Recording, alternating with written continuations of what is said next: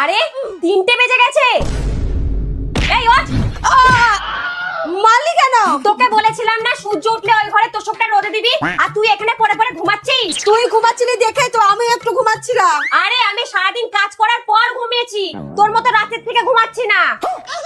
আর তাছাড়া সকাল থেকে বৃষ্টি হচ্ছিল, না হলে আমিই রোদে দিয়ে দিতাম। যা দেখে আয় সূর্য উঠেছে কিনা। ঠিক আছে।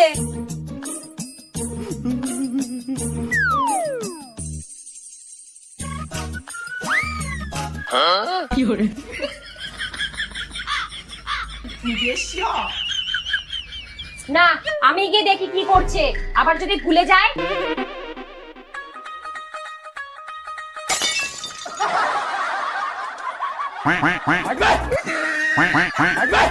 এই, কি করছিস তুই? তুই তো বললি সূর্য উঠেছে কিনা দেখতে।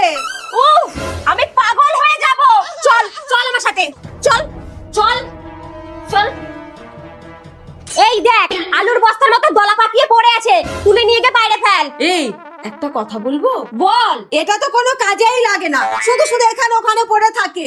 এর পেছনে এত কষ্ট করে লাভ নেই, কুচি কুচি করে কেটে গঙ্গাধারে ফেলে দিয়ে আসি। না না, এতে লোকে খারাপ বলবে। তাহলে চামড়া আর মাংসগুলোকে আলাদা করে আমি একটা জাজিম বানাবো। আরে আলাদা করতে হবে না, এটা তো খুব মোটা, তুই যেখান থেকে খুশি কেটে নিবি, তাহলে দেখবি জাজিমের মতো লাগবে। দাঁড়া আমি ননদিনীকে জিজ্ঞাসা করি ওর কি পছন্দ।